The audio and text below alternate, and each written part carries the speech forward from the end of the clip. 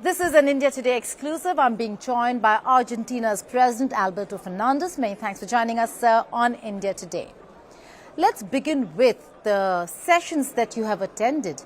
Lots of sessions, but a lot of conversation on climate change. Argentina, like many others across the world, are suffering from climate change. Has there been any consensus? Are all the countries speaking in one voice when it comes to climate? Or are we still seeing differences between India, China, Russia, Saudi Arabia on one side and the West on the other? The problem of climate change has not begun just right now. It's a problem that dates back quite a while. In truth, the developed world has contaminated the world, and the world that wants to develop has not contaminated, but is paying the consequences, the same consequences as the part of the world that actually contaminated. And in my morning address, my aim was to be very honest, especially with all my experience, as this is my fourth G20 summit.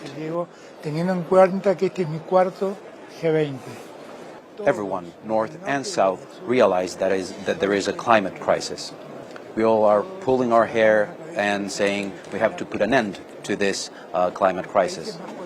The most powerful countries say that they will help the poorer countries to make this energy transition and improve the climate condition.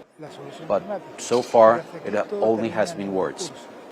We all make the same diagnosis, we all talk about the same solutions, but solutions are never forthcoming.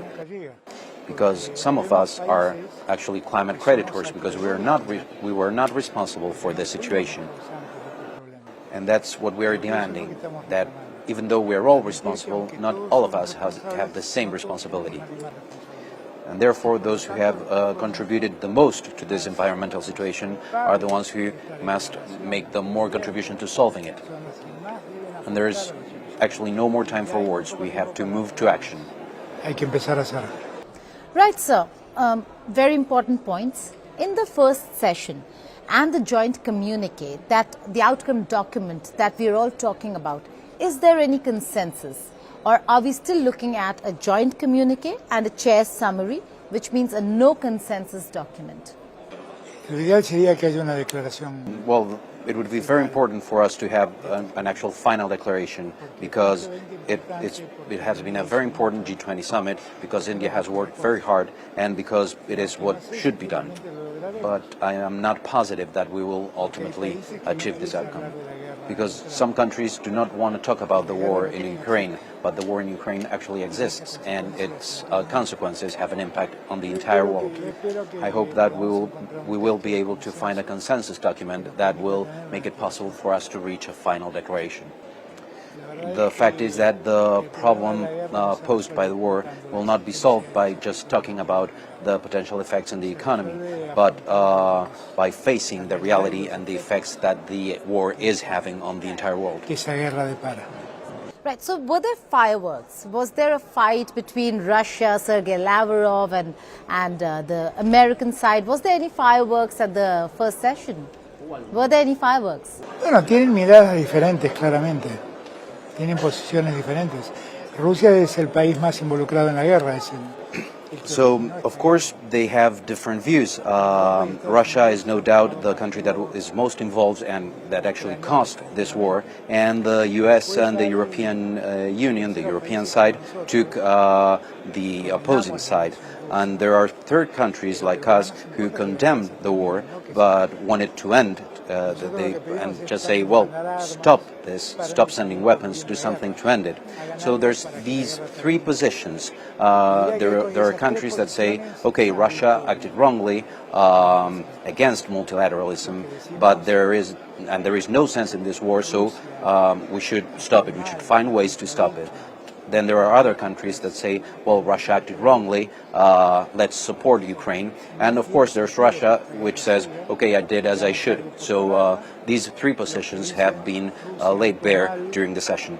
Y debe ser Ucrania acompañada en su lucha, y Rusia que dice, yo hice lo que correspondía. Las tres posiciones hoy se escucharon. So clearly no consensus, I can see that. But there was consensus on one front, that's the African Union's membership in the G20.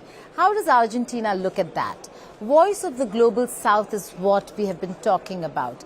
Voice of the developing and emerging economies is what we've been talking about. With African Union at the table, what do you think G20 or G21 will now look like, and what do they bring to the table? Lo primero que creo es que es un acto de reparación. First, I'd like to say that I think that it's an act of historical reparation to have Africa sitting at this table. Africa has been scourged by Europe for centuries, and that's why I welcome the fact that they're doing something to make amends, to repair, to make some reparation. In spite of everything that has been done to it, Africa remains a very rich continent that can make huge contributions, not just in terms of resources like minerals, gas, oil and energy, but also from a cultural point of view. Of course, during my address, I welcomed the incorporation of Africa into the G20. But I also asked the G20 to consider the incorporation of the community of Latin American and Caribbean states into the G20. Because the reality faced by that community is very similar to that faced by Africa. We think of the Caribbean as dozens of small islands which are independent countries, but these are actual countries that have been sustaining the worst part of the effects of climate change, and they are not represented at the G20. Latin America has many of what is considered mid-income countries, medium-income countries. But what nobody is considering is that we hold 60% of the world's poverty. That is why during Brazil's presidency of the G20, I would like to have the CELAC join the G20, which would also be an act of reparation. Se incorpore a la CELAC dentro del G20. Sería también un acto de reparación.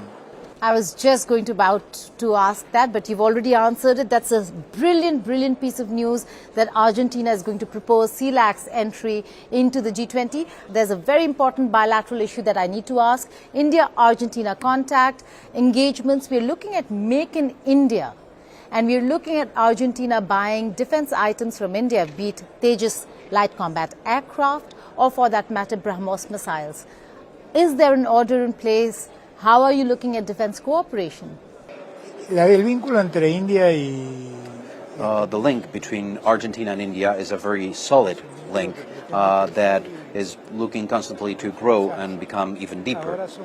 We're now partners within the BRICS, and that provides us with a better opportunity to actually make a better relationship. So I believe there's a lot ahead of us, and the field of defense is one of the many fields that we should explore and analyze.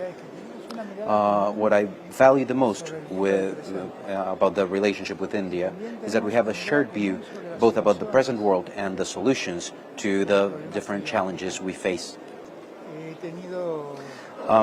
So I've had the occasion to talk to Modi, and I have found that we have very similar views on both the problems and the solutions to those problems. And I'm really betting on that. I'm putting all my support in that.